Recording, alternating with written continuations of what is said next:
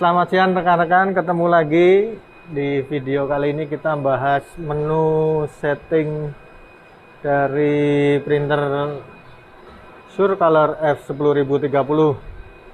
Ini tampilan menu-menunya. Coba Mas Paul sini, Mas Paul. Tolong jelasin dong. Oh, Mas Paul ya malu-malu.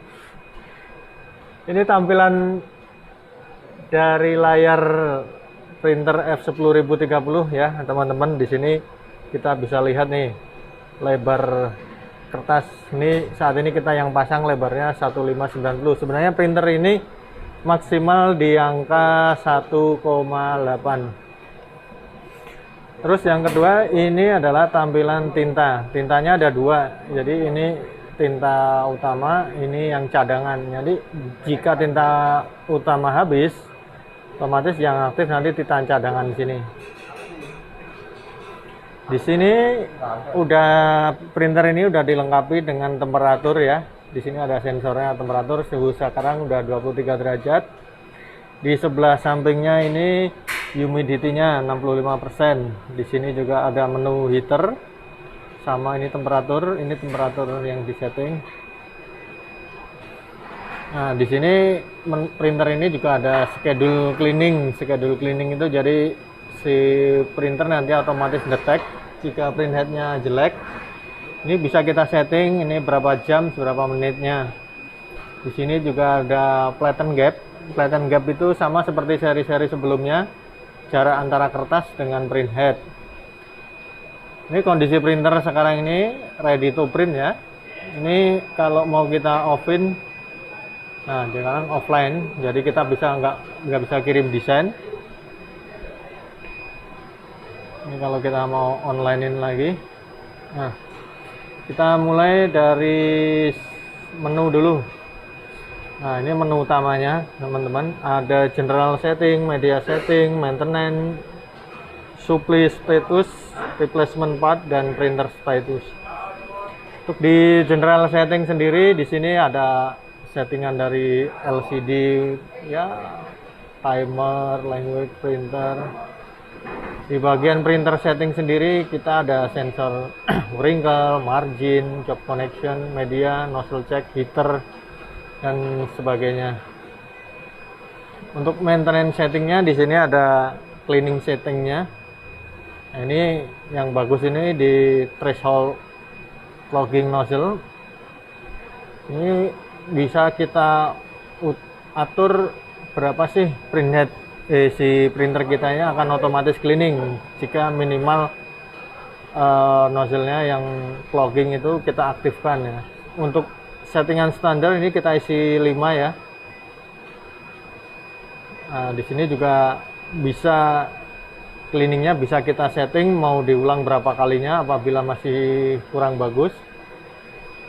Terus di sini juga ada schedule cleaningnya itu mau setelah terdeteksi atau di antara job. Jadi biasanya kita nge-rip itu ada beberapa job. Terus di sini ada network. Network biasa dia untuk koneksi ya. Di sini ada printing status sheet atau untuk setting LAN-nya. Di advance sama biasanya kita bisa setting alamat IP dari si printer ke bagian client server ya untuk RIP softwarenya. Itu tadi dari general setting. Sekarang dari media. Nah, dari media di sini media bisa kita daftarin tuh sampai 50 ya. Jadi kalau rekan-rekan punya kertasnya ada 50 macam, ini bisa kita setting medianya itu sampai 50. Di sini juga ada pilihan media thickness-nya. Ada media width. Dan juga ada pilihan pass mode-nya.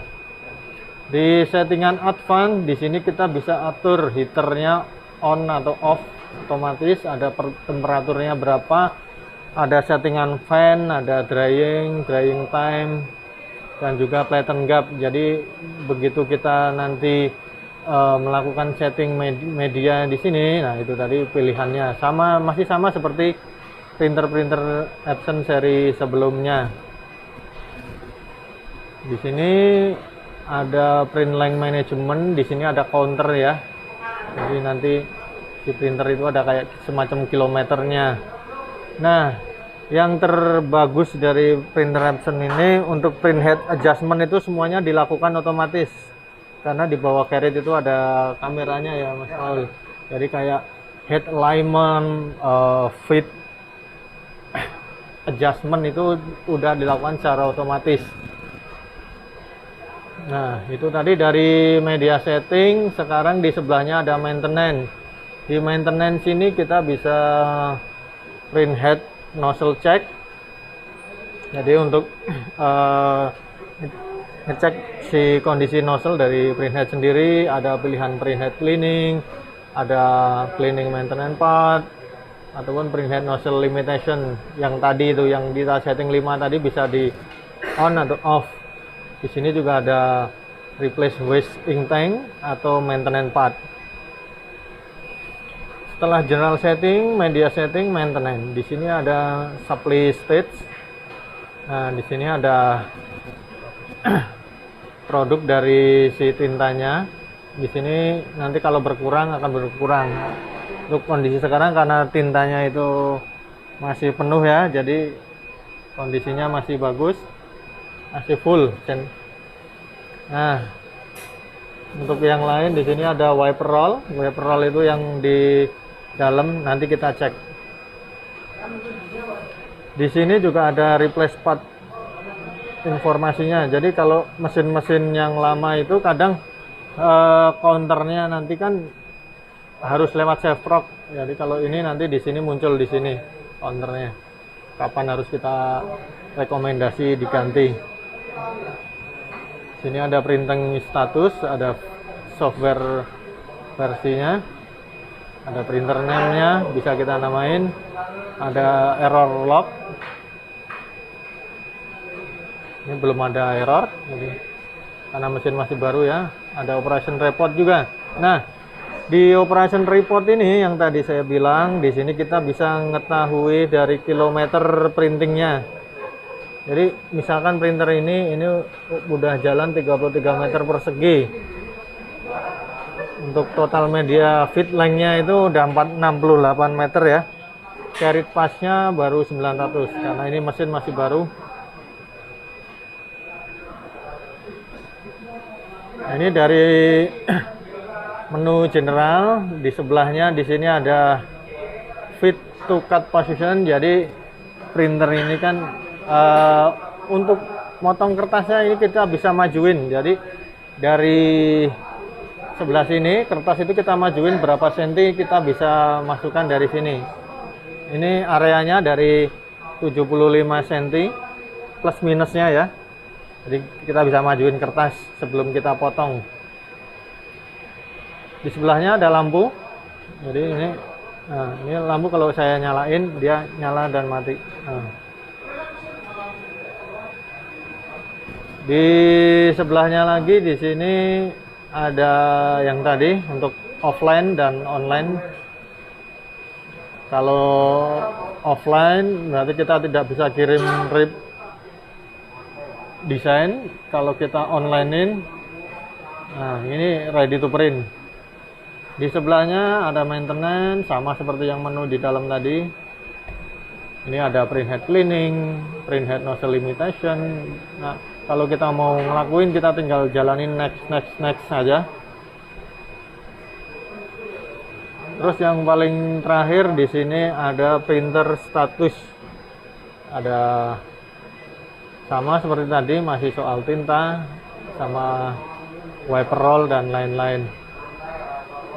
Di sini message list biasanya kalau ada error suka muncul di sini. Di sini firmware versinya VR18KC. Nah, untuk menunya ini udah touchscreen, layarnya kurang lebih ini 8 inch. Di sini ada tombol maju mundur. Ini tombol power.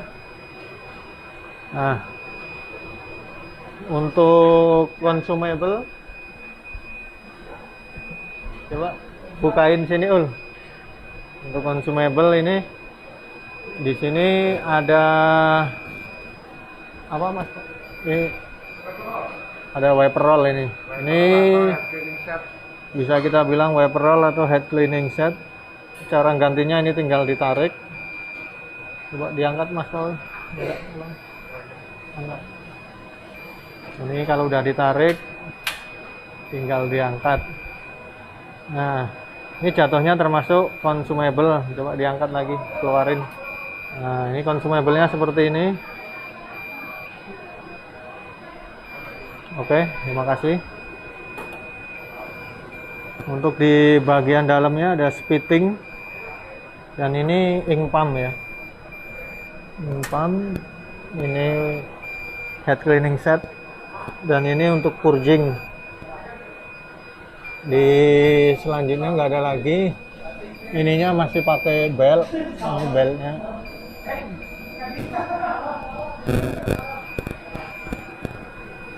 Ini dryingnya masih sama.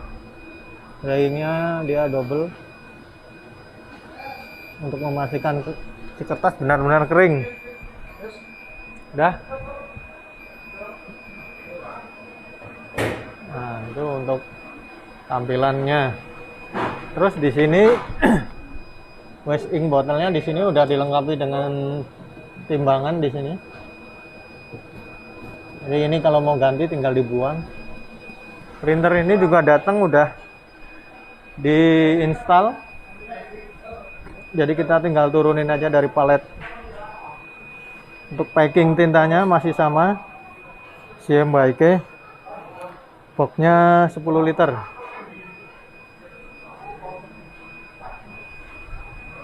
Ini bagian belakangnya.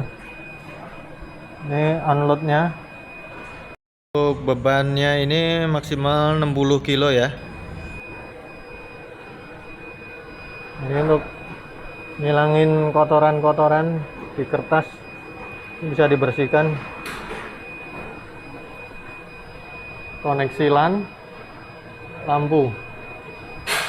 Ini ada logo Epson besar. Terus di sini juga ada dayanya 16 ampere kali 2. 32 kali 220 7000-an watt. Listrik masih satu pas.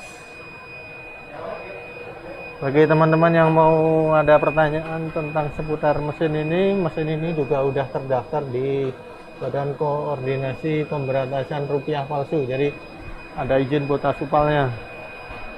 Di sebelah samping kanan di sini ada main power switch-nya untuk on off.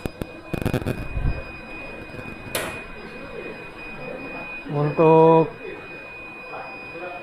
tampilan printer ini sebesar ini, jika dibandingkan dengan seri yang sebelumnya seperti ini 9430 kurang lebih segini. Ini kalau 90.000 nah, kan kelihatan besarannya, tingginya bisa dikira-kira. Versi 9430, ini versi 10.030. Ini lebar media 1,8, cocok untuk spray, selimut, gamis-gamis yang lebar. Yang sebelumnya di versi-versi printer sebelumnya itu masih 1,6 ya.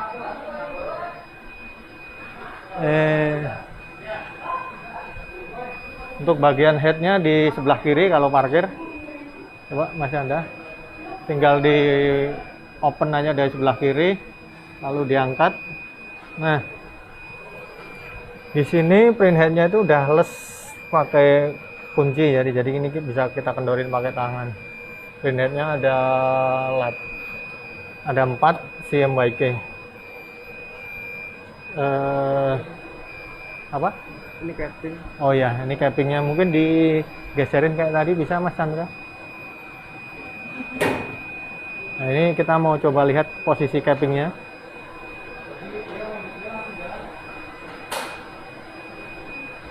Untuk geser si carriage bisa kita di cleaning around head. Continue cleaning. Nah, kita akan geser otomatis dari si posisi carriage.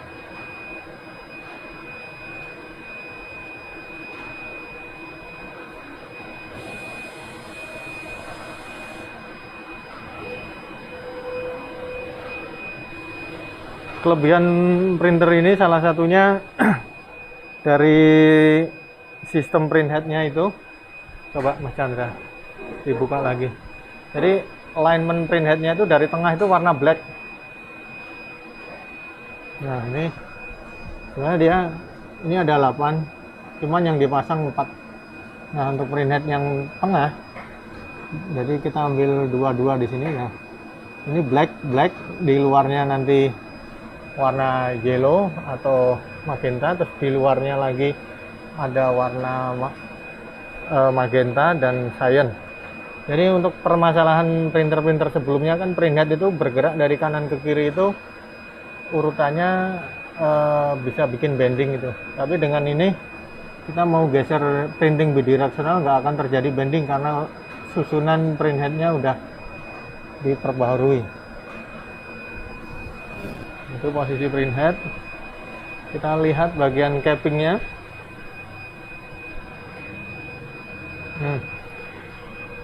Sini cappingnya tampilannya seperti ini. Ada 4 ya sini, 1 2 3 4. Oh berarti dia posisi kosongnya print headnya itu kanan 1, sebelah kiri ada 3. Ini belnya masih sama, sini masih sama, ada encoder scale. Nanti di belakang masih ada encoder readernya. Motor shearnya sepertinya untuk seri ini kayaknya berat ini. Ini PF motornya sebelah kiri. Nah ini tampilan dalamnya. Masih belum menggunakan linear motor ya. Oke Mas Chandra, terima kasih. Nah ini kalau dari samping kita bisa lihat printer F10030 segini, kalau printer 9430 segede itu. Jadi teman-teman bisa ngebandingin. Nah ini F10000 segini, F9430 itu seperti ini. Untuk speednya ini 2,5 kali dari seri F9430. Nah, saya kalau untuk printer-printer yang besar itu kadang kita hasil rip disimpan di embedded sistemnya, cuman ini belum ada. Mungkin untuk seri yang Mona Lisa itu. Nah, mungkin sekian teman-teman. Jika ada pertanyaan yang mau ditanyakan seputar mesin seri F10030, silahkan komen di bawah. Terima kasih, sampai ketemu lagi di video selanjutnya tentang mesin-mesin tekstil dan garment.